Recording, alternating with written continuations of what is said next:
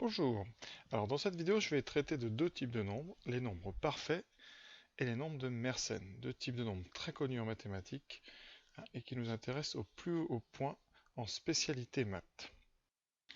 Les mathématiciens se sont toujours intéressés aux nombres premiers, depuis vraiment le début de l'histoire des maths jusqu'à maintenant.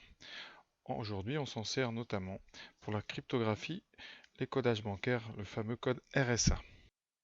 Alors les premiers à s'y intéresser furent les Grecs, avec Euclide, et bien plus tard, vers les années 1700, nommé Marin Mersenne, et d'autres encore plus connus, notamment Fermat et Euler, qui feront faire des bons à cette discipline. Voilà, et dans cette vidéo, je vous propose un petit peu à la manière des anciens de redécouvrir les méthodes. Alors tout d'abord, première formule qui nous permet de trouver des nombres premiers, mais vraiment assez basique, c'est la formule 2n plus 1. Alors on va calculer, pour n égale 1, ça nous donne donc pour n égale 1, ça donne 3, pour n égale 2, ça donne 5, pour n égale 3, vous avez 7, donc vous voyez, les trois premiers sont bien des nombres premiers. Pour n égale 4, on trouve 9, et là, déjà problème, 9 est égal à 3 fois 3, c'est-à-dire c'est un nombre qui se décompose, autrement par 1 fois 9. Je rappelle quand même qu'un nombre premier, c'est un nombre qui n'a comme diviseur que 1 et lui-même. Voilà. Alors pour 5, eh bien, ça redonne 11, donc c'est pas si mal que ça. 6, vous avez 13. 7, ça fait 15. Et vous voyez, encore là, ça ne marche pas. Donc cette formule n'est pas terrible du tout, mais c'est un début. Alors on va s'intéresser maintenant à une formule trouvée par Léonard Euler, un mathématicien très célèbre, donc je vous mets un petit peu ce que j'ai trouvé ici sur Wikipédia. Si vous voulez lire, je vous laisse le temps. Voilà. Il propose une formule qui est n carré moins n plus 41. Alors on va regarder pour les valeurs de n, est-ce que ça nous donne à chaque fois des nombres premiers. Donc pour n égale 1, ça donne 41. On sait que 41 premier. N égale 2, donc 4 moins 2, donc 4 moins 2, 2, plus 41, 43. Pour 3, donc on a 9 moins 3, 6 et 41, 47. Jusque là, 3 nombres premiers. Pour 4, donc 16 moins 4, 12. 12 et 41, 53. Toujours premier. Pour n égale 5, donc 25 moins 5, 20. 20 plus 41, 61. On sait qu'ici, c'est un nombre premier. 6, 6 fois 6, 30, moins 6. Donc 30 plus 41, 71, ça marche encore. Pour 7, 49, moins 7, 42, plus 41, 83. Jusque-là, nous n'avons que des nombres premiers. Alors afin d'aller plus vite, je vais utiliser la calculatrice pour voir un petit peu si ça dure longtemps. Alors donc pour ça, rien de plus simple, je vais donc dans le tableau des fonctions ici, j'indique x carré moins x plus 41, je fais un tableau de 1 jusqu'à 100 et on va regarder. Voilà. Et on regarde ici les nombres qui apparaissent. Pour l'instant, vous voyez, c'est ceux que j'ai trouvés, 53, 61, 71. Voilà. Et on continue. Ici, et j'ai déjà tout regardé, enfin d'autres avant moi évidemment, et tous ces nombres sont premiers. Jusqu'à quand? Eh bien, jusqu'à 41. On va étudier donc la primalité de 1680. Est-ce que 1680 est premier? Alors, pour savoir si 1680 est premier, on a deux façons de faire. Tout d'abord, de façon empirique avec la calculatrice, c'est tout bête. Vous tapez 1680 divisé par x et vous regardez dans le tableau les valeurs que ça prend. Ici, voilà. Et dès que vous tombez sur un nombre entier, eh bien vous aurez trouvé un diviseur de 1680. Et nous n'en avons pas pour l'instant, vous voyez, on tombe toujours sur des nombres décimaux, non entiers, et jusqu'à 41. Ah, 41. Voilà, et nous vérifions 1680 divisé par 41 égale 41. Tout simplement, en fait, 1680 est le carré de 41. Alors, on aurait pu trouver ça autrement en utilisant donc le critère de primalité, le test de primalité que vous devez voir en terminale, donc en spécialité maths. Tout simplement, pour savoir si un nombre est premier, on doit tester tous les nombres premiers inférieurs ou égaux à sa racine carrée. Et si on avait fait ça, eh bien on aurait tapé racine donc de 1681 et on aurait trouvé directement 41, donc on aurait gagné un petit peu de temps.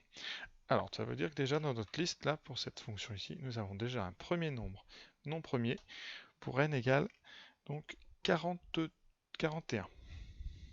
Voilà, on va demander pour n égale 42. Alors pour n égale 42, n carré moins n plus 41 donne 1763. Alors est-ce que c'est un nombre premier?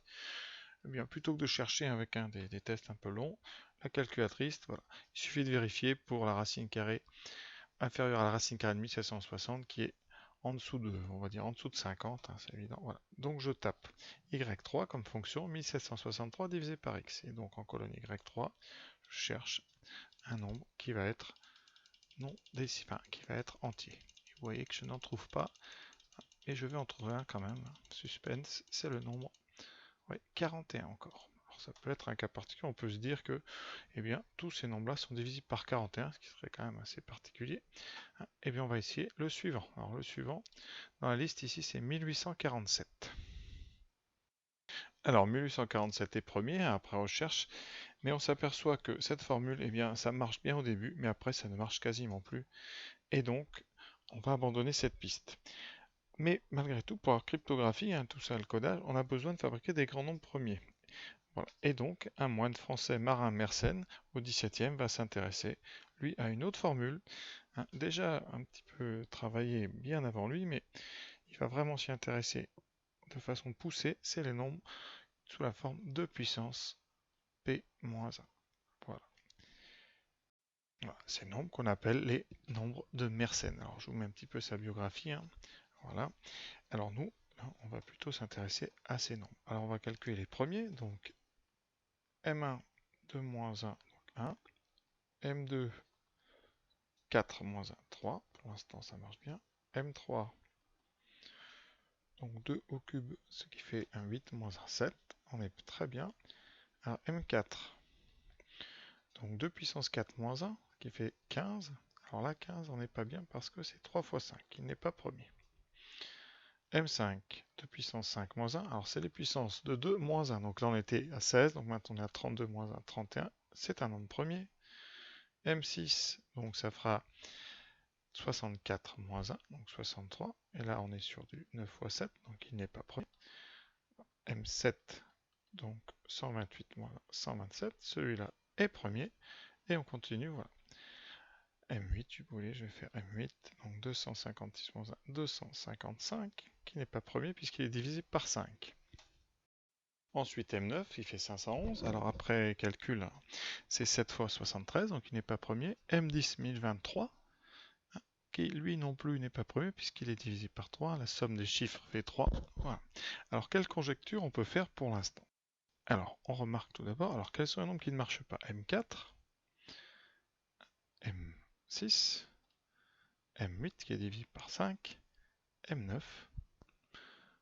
Il semble que tous les nombres non premiers, c'est-à-dire tous les indices ici non premiers, amènent à des nombres non premiers. Donc ça sera notre première conjecture.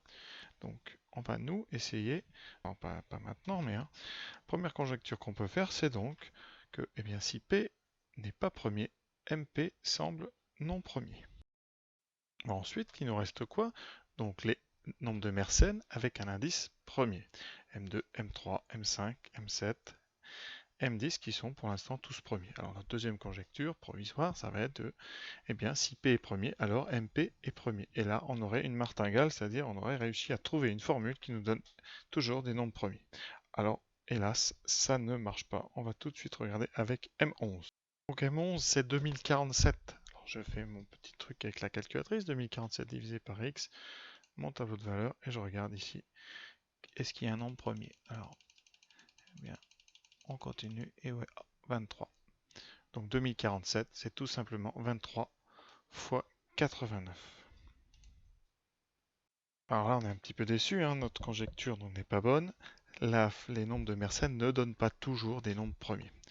Mais malgré tout, ça marche quand même après pour 13, pour 17, pour 19.